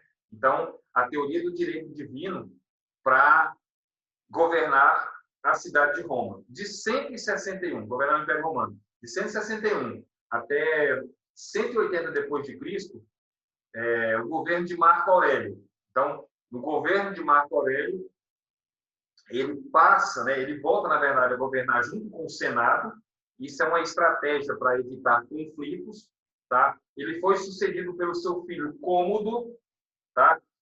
Nesse período aí, de 161 a 180 depois de Cristo, é que se passa o filme do Gladiador, tá? Se passa o filme do Gladiador, onde o Marco Aurélio ele vai governar o Império junto com o Senado, e a intenção dele era justamente devolver Roma à República, certo? Mas aí ele morre, no filme ele é assassinado pelo filho, Cômodo, né? E aí o Cômodo governa de 180 a 192 depois de Cristo, certo? Ele matou o pai, tá? O Cômodo mata o pai para suceder para sucedê-lo no governo, né, no poder, após ele descobrir que o seu pai, Marco Aurélio, não o colocaria como sucessor no poder. Ele colocaria quem? O general Máximo. Exatamente o que acontece lá no filme Gladiador. Então, com isso, ele assassina o pai e assume o poder. E aí ele vai governar de 180 a 192 depois de Cristo. E aí, vai ter fim agora, né? Em 192 tem fim a dinastia dos Antoninos e vai se seguir, vão seguir algumas transformações sociais, transformações culturais, tá? E aí tem isso a dinastia dos Severos, que vai de 193 depois de Cristo até 235, certo? Então, Roma vai ter agora, como características na sociedade, como características na cultura, influências orientais, influências do Egito, certo? Que vão se destacar bastante. Dentre essas influências aí, você tem as influências no direito romano, o direito romano que vai ser uma contribuição importante para a cultura ocidental, tá? Esse direito vai se modificando, vai ter uma maior proteção aos órfãos e idosos. Pode-se falar também de uma humanização dos processos judiciais e a garantia da integridade física dos cidadãos, certo? Então, esse direito vai garantir uma proteção, além dos órfãos e idosos, ao cidadão romano, certo? Esse direito civil, chamado jus civile, ele vai ser baseado nos costumes antigos, né? Costumes das tradições mais antigas. Você tem um direito estrangeiro, certo? Que aí com as conquistas territoriais, com a expansão, a gente fala de expansão do Império Romano, na verdade, invasões romanas, né? Eles vão invadindo os territórios próximos e dominando. Então, com essas conquistas territoriais e o domínio de outros povos, esse direito romano vai se adaptando a essas regiões e aí vai surgindo o direito estrangeiro, que é o quê? Uma forma de administrar essas províncias, esses territórios próximos, e de acordo com a cultura local também. Você tem o direito natural, tá? Dentro do direito romano você tem o direito civil, né? O direito do estrangeiro, e você vai ter também o direito natural. Esse jus naturale, que é o que vai ser composto por um conjunto de princípios, princípios fundamentais e universais da justiça, que não poderiam ser desobedecidos de maneira alguma, certo? Então, são leis que não podem ser alteradas, ok? Esse direito natural.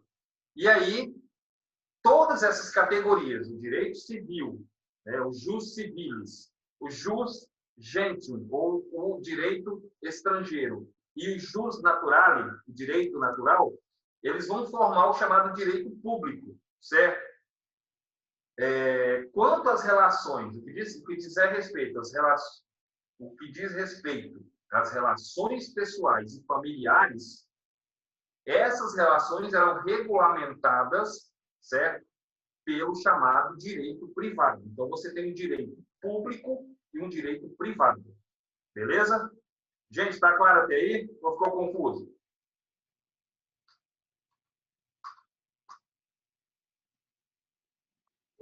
Tá claro. Então, olha só. Às vezes, avisa também se estiver travando aí, porque às vezes a internet trava, né?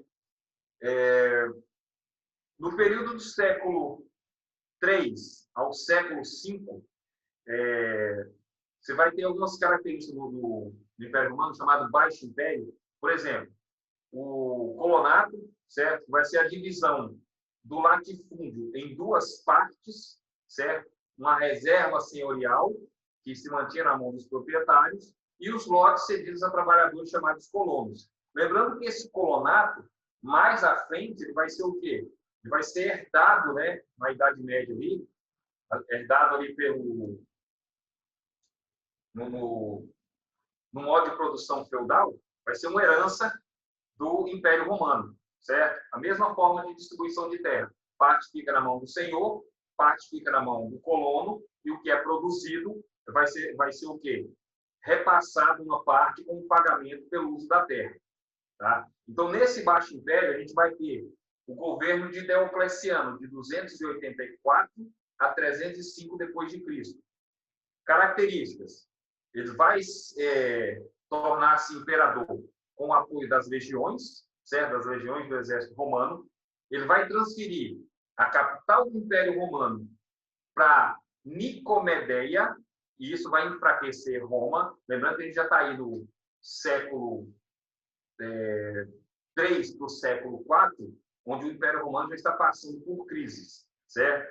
E ele temendo ele faz essa mudança da capital, que vai causar um enfraquecimento romano. Por quê? Porque ele temia os 3 perigos que existiam em Roma. Quais são esses 3 perigos para o imperador?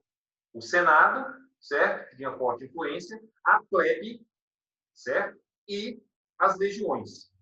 Ele vai instituir a chamada tetrarquia, certo? Que era composta de um Augusto e um César, os governantes. Ele vai revigorar o caráter divino do poder e vai ordenar o fechamento de todas as igrejas cristãs, instituindo o culto solar, o culto ao sol, e esse culto é de origem egípcia, certo? E aí, após a sua morte, os 3 outros governantes restantes, após a morte de Diocleciano, os 3 outros governantes entram em choque e vai sair vitorioso Constantino, o único imperador entre 313 e 337. Constantino vai se tornar o imperador dos cristãos. É durante o império, durante o governo de Constantino, que a religião cristã, ela vai passar de perseguida no Império Romano a um culto à religião oficial do Império. Prova disso, claro, né, é que hoje o Vaticano se localiza onde? Lá na Itália, certo? Então, no governo de Constantino é que a religião cristã passa de perseguida à religião oficial do Império. Beleza? Tá claro até aí, gente? Então, olha só. Dentre outras contribuições que a Roma tem para a cultura ocidental, a gente pode apontar também o teatro. O teatro grego foi importante, influente na cultura ocidental, e o teatro romano também, certo? O teatro romano vai nascer ali, vai nascer do culto a várias divindades, certo? Onde você tem a celebração, os louvores, isso dentro do contexto da religião politeísta romana ainda, certo? Então você vai ter cultos celebrados com rituais que vão se incluir a recitação de versos de poemas, músicas tocadas com flautas, trombetas, instrumentos de corda, tá? Então, sob esse aspecto, o teatro romano é muito semelhante ao quê? Aquele teatro grego dos primeiros tempos, certo? Aquele teatro grego que vai surgir lá no século IV a.C. Os romanos vão buscar no teatro diversão, certo? Ou então emoções violentas, certo? Então, desse teatro que tem uma representação, certo? Que tem uma encenação, vai cair essas peças teatrais romanas, elas vão passar para o estilo burlesco, certo? Onde você vai ter representações da vida cotidiana, e também para espetáculos circenses, grandes encenações, e essa realização de peças, essa encenação de peças teatrais, eram feitas em arena, onde os personagens, aí você tem o exemplo do Coliseu, os personagens dessas peças vão ser gladiadores e feras. Então fazia-se o quê? Representação de batalhas no qual participava o Império Romano contra outros povos, combatendo outros povos, e eram utilizados gladiadores, e as encenações eram reais, certo? Então, isso causava o quê? Uma reação, uma emoção muito forte nas pessoas que buscavam esse tipo de distração, tá? Então, o realismo teatral vai chegar a tal ponto que os atores eram efetivamente mortos, né? Os atores eram mortos durante a encenação. Então, você tem mortes encenando lutas, crucificações, lançamento de pessoas à fogueira, pessoas queimadas vivas. E aí, quando o cristianismo vai se impor como religião oficial, o que vai acontecer? Essas encenações vão ser proibidas, tá? E com isso vai ter vai ser decretada praticamente a morte do teatro romano, porque porque antes elas eram reais, tá? Inclusive com a encenação de perseguição e morte dos cristãos nas arenas, certo? Eram mortos por gladiadores, eram devorados por feras ou então queimados vivos. Então, a realidade do teatro romano, ela vai desaparecer, o teatro romano desaparece quando o cristianismo se torna a religião oficial do Império. Isso é proibido, tá? O teatro italiano, lá do século XVI, ele vai fazer o quê? Vai romper com, se você for ver as tradições medievais, né? O teatro do século XVI, lá na Itália, ele vai fazer uma imitação dessas antigas peças, desses antigos modelos greco-romanos. Então, esse retorno dessas peças, isso a gente já está falando aí, já fazendo um link direto com o Renascimento, vai trazer de volta, né, o sucesso do teatro, vamos dizer assim, apesar dele estar se reportando a autores da antiguidade romana, como Plauto, Terêncio, e essas obras vão ser readaptadas. Por exemplo, eu vi um cara que readaptou obras do teatro romano para o século XVI, o Maquiavel. O Maquiavel a gente conhece ele somente como autor do Príncipe, mas o Maquiavel tem muitas obras teatrais, inclusive baseadas nessas obras, né, nessas obras teatrais da antiguidade romana, certo? Então vai ser nesse gênero aí inteiramente original, certo? Inteiramente original que vai se revelar o teatro romano. Primeiro lá na antiguidade e depois no século XVI que vai se inspirar nessas obras antigas. O teatro vai se modificando, tá? Vai simbolizando características e o ambiente de cada época, certo? Mas a gente não pode lembrar, né? Cada obra de arte, seja uma pintura, uma escultura, uma música, um poema ou uma peça teatral, ela sempre vai ser um retrato da sua época, certo? Uma música escrita em 1950 é totalmente diferente, um contexto diferente de uma música tocada hoje. Se bem que tem algumas músicas, no caso, que elas se tornam atemporais. Você pega a música de 85, escritas aqui no Brasil, sei lá, pós-regime militar, aí você pega uma música do Legião Urbana, ela está muito atual. Mas, na maioria das vezes, essas obras de arte, elas fazem referência à sua época. E aí a gente não pode negar que o teatro romano ele vai ser influente e muito importante para a cultura ocidental, certo? Então, lembre-se, as características do teatro romano, da cultura romana, a princípio, o teatro surgindo como uma representação que era real, ou seja, a morte dos atores, né, dentro das peças, ele vai, com a ascensão do cristianismo, com o cristianismo se tornando religião oficial de Roma, ele vai tende a desaparecer, sendo resgatado somente ali no século XVI. Beleza? Então, assim, eu quero que vocês se atentem para essas características da cultura romana, certo? Dentro de cada governo, dentro de cada governo, de cada imperador, e ver que a cultura ela vai ser um reflexo da sua época, do seu período. Beleza? Juntamente, a gente faz a análise aí, né?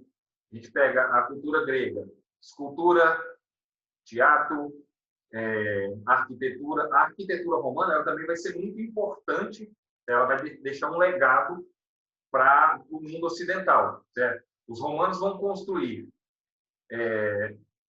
os imperadores vão ter grandes obras que vão permanecer, certo? Que vão perdurar até os dias de hoje. Por exemplo, eles constroem aquedutos, os conjuntos de arcos que levavam água, né, para as cidades. Os europeus, os povos europeus, eles vão aprender com os romanos a arte de canalizar a água, certo? De canalizar essa água em aquedutos. Um exemplo da influência dessa arquitetura romana vai ser os arcos, né? Os arcos da Lapa, que os portugueses vão construir no Rio de Janeiro, e são influência dessa arquitetura romana.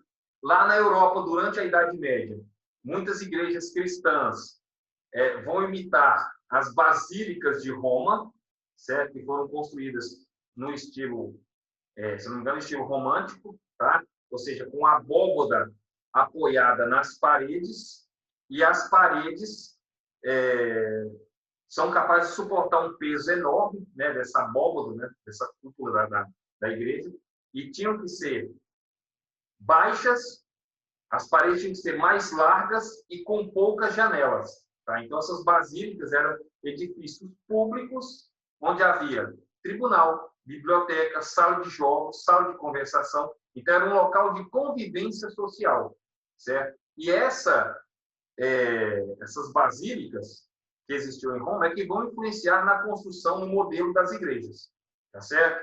Então, daí a importância da arquitetura romana na antiguidade, na Idade Média e na atualidade, tá? Um exemplo de arquitetura, de influência de arquitetura romana na atualidade. Rio de Janeiro, os Arcos da Lapa, certo?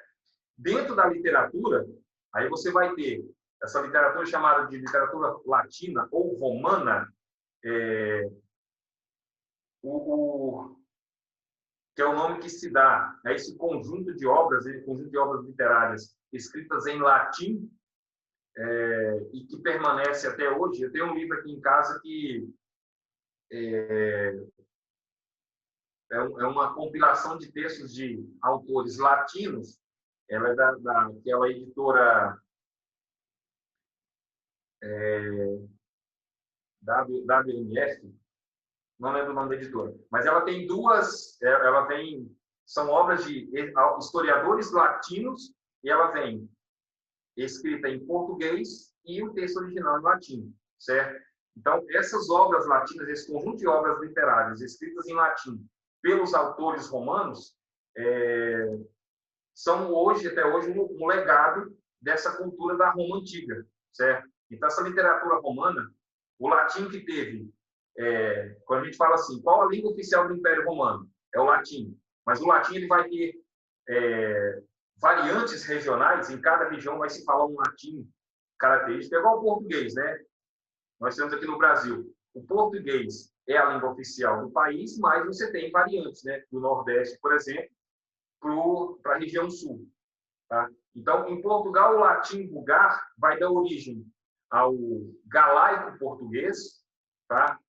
Que resultou na língua que é falada hoje em dia lá, e vai eliminar alguns entraves, né, que se colocavam, entraves linguísticos que dificultavam o comércio, que dificultavam a mudança de colonos de uma região para outra, e vai ser uma unidade, né, esse latim vai ser uma unidade no centro do Império. As línguas românicas derivam do latim, que tem esse nome por ser um idioma falado pelos habitantes do Lácio, tá? Que é o núcleo de cidades de Roma. Então, por isso que essa língua se chama latim, tá? A língua latina. E mesmo muito tempo depois que o Império Romano do Ocidente já havia caído, lá em 473 depois de Cristo, a língua e a literatura latinas vão continuar a desempenhar um papel central na civilização europeia ocidental, ou seja, essa língua e a literatura vão permanecer ali na Idade Média até mais adiante na queda do Império Romano do Oriente, ou a queda de Constantinopla, né, com o final da Idade Média. Então, daí a importância dessa língua latina e dessa literatura. Daí a questão da missa ser celebrada em latim, certo? Daí a Bíblia ser escrita em latim. Isso vai acontecer o quê? 1537, que vai haver a tradução da Bíblia do latim para o alemão, que o Lutero faz isso. Então, você vê que essa língua latina, lá no Império Romano, ela vai perdurar ainda por 1000 anos aí, como o quê? Como a língua principal da região. Certo? Gente, está claro até aí? Sim. Tem alguma dúvida? Eu nem sei que horas são. Que horas são? Nossa, 9h30 já. Vou. Vamos deixar esses 10 minutinhos aí para vocês tirarem dúvida, a gente conversar, ver o que vocês estão pensando ainda. Eu preciso ver depois na coordenação a questão das aulas aí, para a gente pensar alguns conteúdos ainda, ver o que eu posso colocar e a gente discutir aqui, tá? Mas vamos pegar esses 10 minutinhos aí para tirar dúvida, ver o que vocês querem perguntar, alguma dificuldade que está tendo, certo? Como é que vocês estão fazendo para estudar os conteúdos aí? Vocês estão estudando através de quê? Só internet? Está utilizando o livro didático? O que vocês estão fazendo aí? Estou pesquisando mais no YouTube, que tem Ó, várias aulas. faz o seguinte, ó, uma dica para vocês aí, tem um canal muito bom que eu sigo eles tanto no Instagram quanto no YouTube. O História Online, certo? História Online. Eles fazem uma discussão muito boa de conteúdos e também de análise de provas. Eu não sei como que está. Deixa eu ver aqui. Esse canal é muito bom, eu assisto a aula deles. Ele tem vários seguidores aí, sabe? Assim, um conteúdo bacana. Eles fazem uma abordagem, assim, você vê, engraçado é que eles trabalham os conteúdos. Eu fui assistir uma aula aí sobre Idade Média. Eu tinha dado esse conteúdo para os meninos do 6º ano, né? Que eu dou aula para fundamental também. E aí, por coincidência, eles abordaram alguns aspectos da Idade Média que eu trabalhei com os meninos do 6º ano e eles fazem isso de uma maneira assim, tão simples, certo? Que o entendimento se torna muito fácil. Então, o que eu faço? Nesse período de aula online, eu ministro as aulas aqui de manhã, né? Eu tenho aula geralmente de 7 até 11h20, e aí em cada série do Fundamental, por exemplo, eu entro 3 vezes por semana, aí eu repasso o conteúdo, passo uma atividade, corrijo nos dias seguintes, e também recomendo alguns vídeos, né, no YouTube, de preferência, né, assim, esse canal aí, História Online, vai ser bom para vocês, porque, claro, vocês estão aí, né, guerreiros, né, no fim de semana aí assistindo a aula essa hora da manhã, 7h40, não é brincadeira. Então, nesse canal, quem já assistiu aí já viu, os vídeos são mais demorados, são mais longos, coisa de 1 hora, certo? Então, em 1 hora, ele consegue aprofundar muito conteúdo. Principalmente quem tem interesse, claro que você conhecer vários tipos de prova aí é muito interessante, mas ele aborda algumas provas de São Paulo e dá para fazer algumas comparações com prova do Enem, tá? Então, um conteúdo muito bacana. Então, o que eu recomendo aí? A gente pode se basear nesse tripé aí. Livro didático, o vídeo no YouTube, desses canais assim, que são de professores mesmo, e também assistir alguns filmes de contexto histórico. Claro que lembrando, o filme de contexto histórico ele vai retratar fielmente a história? Não, nem o livro didático faz isso. Nem se eu pegar o livro ali da Emília Viotti, né, da Senzala, A Colônia, ela não vai conseguir retratar esse período da história do Brasil, mas dá para ter uma ideia geral, certo? Então, os filmes servem para quê? Para você, pelo menos, ter a perspectiva visual, né? De não só ver o conteúdo, mas também imaginar, né, visualmente, ali, tentar visualizar o que seria aquilo. Então, pode pegar aí, ó, Gladiador é um bom filme para isso. O Cruzadas, quando estiver estudando Idade Média, é muito bom. O Nome da Rosa, certo? Que mais? Tem um mais antigo aí para a Idade Média. O Exército de Brancaleone, tá? Isso, claro, estou recomendando alguns aí, mas dentro do tempo de vocês, né? Ninguém tem com o tempo livre para assistir tanto filme assim, mas tem alguns que você pode pegar um ou outro e assistir, ver um final de semana, daqui até o Enem ainda tem um tempinho, né?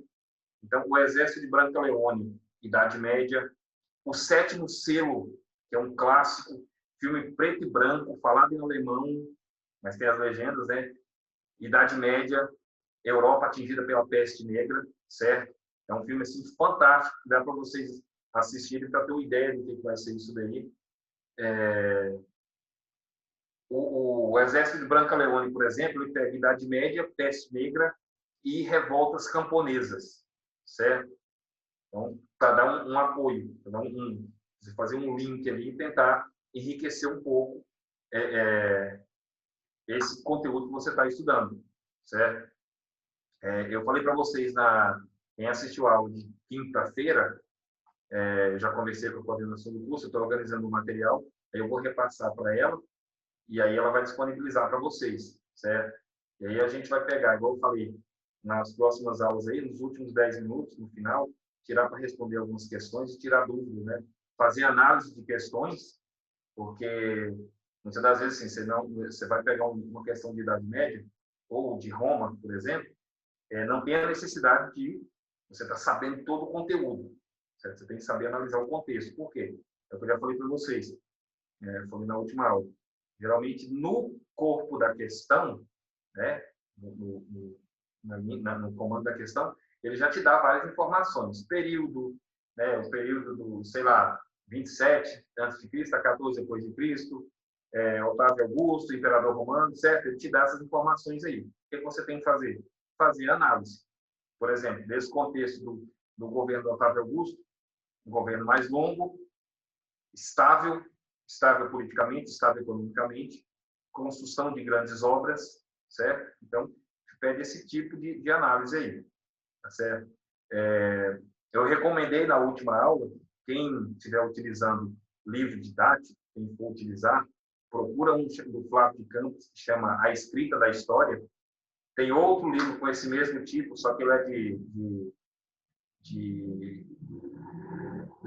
específico de curso de História, mas esse é A Escrita da História do Flávio de Campos, ou volume único, ou então em 3 volumes, ele é muito bom. Eu estou até com ele aqui, eu separei. Esse aqui eu estou com ele, cara, eu ganhei esse livro da editora em 2010, certo? A capa dele é essa daqui, ó. A Escrita da História. Flávio de Campos, volume único. Ele é muito bom, porque ele faz, além claro, de passar o conteúdo, ele já vem com as análises, as interpretações que vocês precisam ter, a visão que vocês precisam ter do conteúdo. E também é bem provável que vocês vão encontrar aí na internet, no PDF. Tá? Então, uma boa fonte de estudo, para quem tiver... Eu acho que vocês recebem um material impresso, não recebem do curso? Tem tipo sei lá, uma apostila, alguma coisa assim, não tem? Tem. Tem, né? Uma apostila. Isso.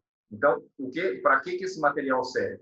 Ele deve ser utilizado somente como fonte de estudo? Não. O professor, ele não presta? Não, não é isso. É que ele serve para quê? Para direcionar o estudo. Então, tem lá no material o conteúdo que você vai estudar, lê aquela parte ali, corre lá no livro didático e dá uma olhada. Sempre é bom olhar outra literatura, que às vezes vem com um complemento, uma visão diferente. E como prova de história hoje em dia não é mais de decorar, então a gente sabe que ter outras interpretações é importante. Isso às vezes vai de encontro ao que da visão que você tem do conteúdo, ou então vai te apresentar uma coisa nova que você não tinha percebido nos seus estudos aí. Assim, aqui dentro dessas aulas, não dá para a gente aprofundar tanto, certo? As informações mais básicas aqui, monarquia, de quando a quando que foi, república, quando iniciou, quando terminou, o império, 27 a.C. até 473, isso aí já está no livro. Então, a gente nem foca nessas informações mais básicas. O que a gente faz aqui? Pega algumas características aqui e vai pensando, certo? Para vocês terem uma visão diferente. Dentro disso que eu falei aí, se você pegar e casar com o conteúdo que você tem no livro, aí dá para ter uma visão mais geral, tá certo? Alguma dúvida aí, gente, do conteúdo? Sugestão, alguma coisa que vocês querem ver na próxima aula? Tranquilo. Tranquilo? Nem reclamação tem? Então tá bom demais, é nem domingo. Não. Foi ótimo. Tá tranquilo? Então, olha só, aí eu vou só verificar o horário, né? Aí na próxima aula eu falo a respeito da queda do Império Romano, 473, e a gente toca adiante ali para a Idade Média. Ou então eu vou ver se já pode inserir conteúdo de história do Brasil. A gente fazer pelo menos aí, sei lá, de Brasil Colônia até chegar no Brasil Império. Tá bom? Para a gente ir balanceando aí, ver se consegue abarcar todo o conteúdo. Beleza? Beleza. Tá bom, gente? Então, eu acho que acabou aqui, né? 9h40. Então, obrigadão pela presença aí, viu? Pela disposição de ouvir falar tanto tempo aqui. Tá? Bons estudos aí para vocês. Persistam, viu? Não deixem de estudar. Vocês estão fazendo a coisa certa e manda ver aí. Vocês são uma exceção à regra hoje em dia, viu? Pode ter certeza. Tá bom? Esforço aí é bom. Manda ver. Tá joia? Obrigadão. Bom final de semana aí. Descansa também um pouco. Tá certo? E a semana começando aí. Vamos de novo. Tá joia?